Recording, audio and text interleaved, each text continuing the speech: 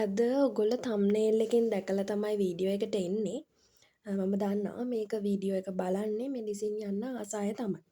එතකොට මම මේක කරුණු 5ක් යටතේ ඔයගොල්ලන්ට කතා කරනවා කොහොමද මෙඩිසින් යන ළමයෙක් වැඩ කරන්න ඕනේ කියලා. එතකොට අනිවාර්යයෙන්ම මෙඩිසින් යන කෙනෙක්ට මම මෙඩිසින් යන්නේ මගේ ටාගට් එක මේක කියලා පැහැදිලි අරමුණක් තියෙන්න ඕනේ. එහෙම නැත්නම් අරමුණක් නැත්නම් අපිට දෙයක් වෙනුවෙන් කැප වෙන්න තියෙන ආසාව නැති වෙනවා. ඉතින් එතකොට පැහැදිලි අරමුණක් තියෙන්න ඕන. මම මේකම තමයි කරන්නේ. ඒක වෙනස් වෙන්න බෑ. Tamanට වැඩ කරගන්න බැරි වුණාම හිතෙන්න බෑ මම යන්නේ මෙඩිසින්. මම යන්නේ වෙන එකකට.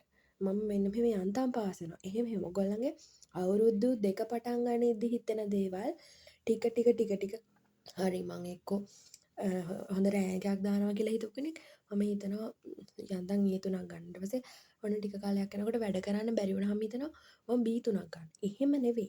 ඒ අරමුණ පැහැදිලි වෙන්න ඕනේ. ඒක දිගටම ඒ විදිය වෙන්න ඕනේ. අවසානය වෙන තෙක්ම. මං කියන්නේ විභාගෙ ලියලා ඉවර වෙනකම්ම ඒ අරමුණ ඒ විදියටම තියෙන්න ඕනේ. ඊළඟට මම මේ දෙවෙනියට අමතර කිසි දෙයක් කියලා බෝඩ් එකේ ලියලා තියෙන්නේ. අමතර ඔයගොල්ලෝ බාහිර දේවල් කිසිම දෙයක් ගාව ගන්න බෑ. ෆෙයාස් වෙන්න පුළුවන්. ඔයගොල්ලන්ගේ යාළුවොත් එක්ක වෙන පිට ට්‍රැවලින් ඒ වගේ දේවල් වලට කාලය යොදවනවා. එක මේ විනෝදකාමී දේවල් වලට. එහෙම නැත්නම් ඔයගොල්ලෝ YouTube එක සෝෂල් මීඩියා යූස් කරන එක වැඩි.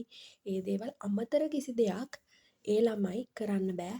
අඩුම තරමේ ඔයාලා ෆෝන් එක වෙනුවෙන් WhatsApp එකටවත් එන්න වෙලාවක් තියෙන්න බෑ මේ මෙඩිසින් යන ළමයෙක්ට. මොකද ඒ කාලෙත් ඔයාලා කරන්න ඕනේ දිගටම වැඩ කරන එක. ඔයාලා ක්ලාස් ටයිම් එකක් තියෙනවා නම් ඒ වෙනුවෙන් වෙලාවක් වැය වෙයි. ඊට පස්සේ ඔයාලා ගෙදරදී ස්ටඩි ටයිම් එක විතරමයි තියෙන්න ඕනේ. ඔයාලට යාළුවෙක් එක්ක මොනවා හරි ඩිස්කෂන් එකක් කරන්න තියෙනවා නම් කමක් නැහැ. ඒකට ඒ වෙලාව අධ්‍යාපනික දෙයක්නේ. ඒ ඇරෙන්න ඔයාලා නිකන් වීඩියෝස් බල එක ෆිල්ම් බල එහෙම කාලය නාස්ති කරනවා නම් ඔයාලා එහෙනම් මෙහෙම අරමුණක් තියාගන්න එපා. එතකොට වෙන අමතර කිසිම දෙයකට ඒ කියන්නේ මේකෙදි අර ගුරුවරු කියනවා දාන ගෙවල් මගුල් ගෙවල් ඒවටවත් ඔයාලා මේ කාලේ යන්න එපා කියලා. ඉතින් ඒ කියන්නේ අමතර දේවල් කරලා මෙහෙම අරමුණක් තියාගන්න එක ඒ කියන්නේ ඒක කරන එක ගොඩක් අමාරුයි. සමහරු අය ඉන්ටර්වයුව වලට ආවට පස්සේ කියනවා මේ මම බාහිර හැමදේම කරා මේ මම ස්පෝර්ට්ස් කරා එහෙම කියලා. සමහර විට එක්කෙනෙක්ට දෙන්නෙක්ට එහෙමත් කරන්න පුළුවන් ඇති. නමුත් ගොඩාක් අයගේ කැපැසිටි එක තියෙන ප්‍රමාණය අනුව අමතර දේවල් කර කියන්නේ කරන්න අමාරුයි. ඉතින් කරන්න පුළුවන් අයත් ඇති. එයාලා හැමෝම ඒ කියන්නේ ඔක්කොම හිතන්න එපා මමත් එහෙම කරන්න එහෙම කෙනෙක් කියලා. එහෙම හිතුවොත් වෙන්නේ ඔයාලා වෙන කෙනෙක් කියන දෙයක් අහලා එයා වගේ මගේ මට්ටමත් ඒක කියලා හිතලා ඔයාලා කරන්නේ මම එහෙනම් ඉතින් WhatsApp ගියත් කමක් නැහැ social media ගියත් කමක් නැහැ යාළුවොත් එක්ක විනෝද වුණත් කමක් නැහැ එහෙම කියලා තීරණ ගන්නවා. පොඩි වෙලාවක් කියලා හැම දවසෙම පොඩි වෙලාව එකතු වෙලා තමයි ලොකු කාලයක් ඔයාලට මදි වෙන්නේ විභාගෙ කිට්ටු වෙද්දී. ඊට පස්සේ මේ ටයිම් මැනේජ්මන්ට් කියන එක. දැන් ඔන්න ළමයෙක් ඉන්නවා එයාට හොඳට වැඩ කරන්න කැමති හොඳට වැඩ කරන්න පුළුවන්. නමුත් නෝට් එක කියවද්දී ඔයාලා දැන් පැය 2කින් වගේ කියවන්න ඉවර කරන්න පුළුවන් නෝට් එකක් ඔයාලා දවසක් අරගෙන කියවනවා. ඒකට හේතුව ඔයාලට ටයිම් මැනේජ්මන්ට් නැහැ. එක වැඩකට යන වෙලාව වැඩි. එහෙම වෙන්න බෑ. ඒකට හුරු වෙන්න ඕනේ. පැය 2 නම් මොකක් හරි එලාම් එකක් හරි මොනවා හරි තියාගෙන ඔයා මේ පැය 2කින් මම මේක ඉවර කරනවා. මම මේ පේපර් එක පැය 2කින් ඉවර කරනවා. මම මේ වැඩේ මෙන්න මේ වෙලාවෙදි ඉවර කරනවා. ඒ ටයිම් මැනේජ්මන්ට් එක තියෙනවා. ඊට පස්සේ ඔයා ටයිම් එක හිතාගන්න මම මේ වෙලාවේ කරන්නේ මෙන්න මේක. මම මේ වෙලාවේ කරන්නේ මේක. එහෙම කියලා වෙන් කරගෙන හරි ටයිම් මැනේජ්මන්ට් එකක් තිබ්බොත් ඔයාලට මේ මිනිසින් නෙමෙයි ඕනෙම තැනකට යන්න ඕනෙම ඔයාට ආස ඩිග්‍රී එකට යන්න මේ ටික වැදගත් වෙනවා. එතකොට ඊළඟට හරි මඟ පෙන්වීමක් තියෙන්න ඕන. මහා ගොඩක් පන්තිවලට යන්න ඕනේ නැහැ. හරි පන්ති 3ක් තෝරගෙන හොඳ ගුරුවරු තෝරගෙන ඔයාලට පුළුවන් ඒ කියන්නේ ගොඩාක් පන්ති යන එක නෙවෙයි හරි ගයිඩන්ස් එකක් තියෙන එක ගුරුවරයෙක් හිටියම ඇති එක විෂයකට. එතකොට සබ්ජෙක්ට් තුනට ගුරුවරු 3යි ක්ලාස් 3යි ඔයාලට වැඩ කරන්න ඕනේ තරම් වෙලාව තියෙනවා. දැන් නැත්තම් පන්ති 2-3කට ගියාම වෙන්නේ එක එක ගුරුවරයාගේ පන්ති ටයිම් වෙනස්. ගොඩාක් දාගන්නවා. ඊට පස්සේ දවසේ ඔයාලට සෙල්ෆ් ස්ටඩි කරන්න තියෙන ටයිම් එක අඩු වෙනවා. ඒකෙන් වෙන්නේ ඔයාලට හරි මඟ පෙන්වීම දෙන ගුරුවරු ගොඩාක් ඉන්නවා. ඔයාලට මේ මඟ පෙන්වීම වැඩ ටික කරගන්න ටයිම් එකක් නැති වෙනවා. එහෙම ඕනේ හරි මඟ පෙන්වීමක් පෙන්වන එක විෂයකට එක ගුරුවරයෙක් හොඳටම ඇති. එතකොට මම ස්ටඩි ප්ලෑන් කියන එක ගැන කතා කරොත් ඒකට මට දෙන්න පුළුවන් උදව්වක්. ඒක අපි වීඩියෝ එකේ අන්තිමට කතා කරමු. එතකොට ඔයාලට මේ සම්පූර්ණ වීඩියෝ එකේ මෙඩිසින් යන්නේ කොහොමද කියන එක දැනගෙන ස්ටඩි ප්ලෑන් එක ගැන වැඩිදුරටත් මම කතා කරන්නම්. ඒක අපේ උදව්වක් ඔයගලන්ට තියෙන නිසා. ඊළඟට ඔයාලට දැන් හිතනවා මේ බයෝ වලට ආපු ගමන් මම මෙඩිසින් යනවාමයි. එහෙම කියලා හිතාගෙන වැඩ කරනවා. ටිකක් යද්දි හරි අමාරුයි මහන්සි වැඩ කරද්දි නිදිමතයි කම්මැලි. ඔහොම කියලා ඔයාලට අවසානය වෙද්දි මේ දේ ආසාව අඩු වෙනවා. එහෙම වෙන්න බෑ. විභාගෙ ලියලා ඉවර වෙනකම්ම ඔයාලට එක දිගට අවසානයට කන්සිස්ටන්සි කියන එක ඔයාලට තියෙන්න ඕනි. එහෙම නැතුව මේක ටික කාලයක් යද්දි එපා වෙන්නවත් අවසානයත් එක්ක ඇදගෙන යන ගොඩාක් දෙනෙක්ට වෙන්නේ ඒකයි. මෙහෙම තෝරගන්නවා.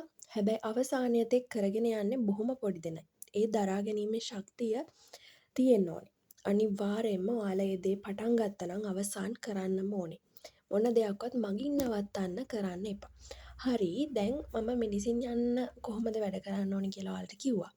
මම කිව්වා ස්ටඩි ප්ලෑන් ගැන. ස්ටඩි ප්ලෑන් කියලා ඔයාලට තියෙන්න ඕනේ තමන්ට මේ වැඩ ටික මෙන්න මේ කාලෙදි ඉවර කරලා මේ කාලෙදි පේපර් කරනවා කියලා ප්ලෑන් එක. ස්ටඩි ප්ලෑන් එක. එතකොට ඒක හදාගන්න බැරි කෙනෙක් ඉන්නවා නම් අපේ තියෙනවා ඇඩ්වාන්ස් ස්ටඩි ප්ලෑන් කියලා ප්‍රෝග්‍රෑම් එකක්. මම මේ දැනුවත් කිරීම කරන්නේ අවශ්‍ය කෙනෙක්ට විතරයි. මම මේ වීඩියෝ එක කරන්නේ මෙඩිසින් යන්නේ කොහොමද කියලා. හැබැයි තමන්ට ස්ටඩි ප්ලෑන් එක ගැන තමන්ගේ හිතට හරි නැත්තම් මෙඩිසින් යන්න ආස වුණත් ඒකට වැඩ කරගන්න හරි අමාරු නම් අපේ ඇඩ්වාන්ස් ස්ටඩි ප්ලෑන් එකේ තියෙන්නේ මෙහෙමයි. ඔයාලා බොහෝ දෙනෙක් යන ගුරුවරු වෙන්න පුළුවන්. ඒ ගුරුවරු කීප දෙනෙක්ම ඉන්නවා. අපි ඒගොල්ලන්ගේ කලින් අවුරුදුවල රෙකෝඩිංස් තියෙනවා අපි ළඟ. කියන්නේ අපිත් හොයාගදපුවා. ඒවා අපි හරියට අධ්‍යයනය කළා. මෙන්න මේ පොඩි කොටස් ටික විතරක් බැලුවොත් සම්පූර්ණ සිලබස් එක ආවරණය වෙනවා කියලා. අපි හොඳටම අපේ ඉන්න මේ මෙඩිසින් ඉංජිනේරින් ගියපු ළමයින්ගේ අයිඩියාස් අරගෙන මෙන්න මේ ටික කවර් කරගෙන මෙහෙම යන්න පුළුවන්. මේ ඒකකට යන්න පුළුවන් කියලා තීරණය කළා. හරියට කොටස් ටිකක් තෝරලා තියෙනවා. එතකොට ඒ තියරි ටික මාස 3-4ක් යද්දි ඉවර කරගන්න පුළුවන් ඔයාලට. දැන් මාස 7ක් විභාගෙ තියෙන. අන්තිම මාස 4 ඔයාලට ෆුල් පේපර්ස් විතරක් කරලා එහෙම ප්ලෑන් එකක් අපි හදලා තියෙනවා. ඒ කියන්නේ එතකොට මුල් මාස 4 ඔයාලට තියරි ටික කවර් කරගෙන පස්සේ ඔයාලට ඉතුරු මාස 4 පේපර්ස් කරන්න පුළුවන් විදිහට ලස්සනට ප්ලෑන් එකක් හදලා තියෙනවා. මේ ප්ලෑන් එකට බොහොම පොඩි මුදලක් අය වෙන්නේ. කලින් වීඩියෝ එකකුත් දාලා තියෙනවා ඇඩ්වාන්ස් ස්ටඩි ප්ලෑන් එක ගැන විතරක්ම කියලා.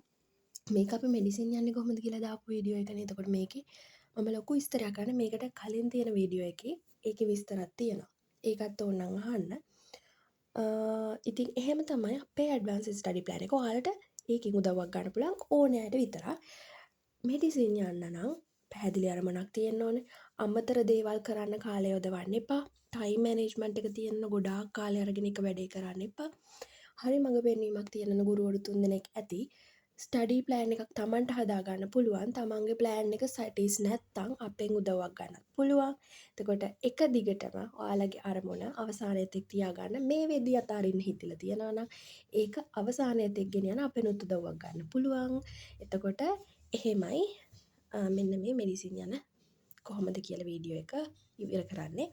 ඔයාලට මේ වීඩියෝ එකෙන් උදව්වක් වෙන්න ඇති කියලා මම හිතනවා. ඉතින් ඔයාලගේ අදහස් කමෙන්ට් කරන්න. good luck. හොඳින් විභාගෙට මුහුණ දීලා ඒ 3කට ගිහින් මෙඩිසින් යන්න සුබ ප්‍රාර්ථනා කරනවා. එහෙනම් ගිහින් එන්න.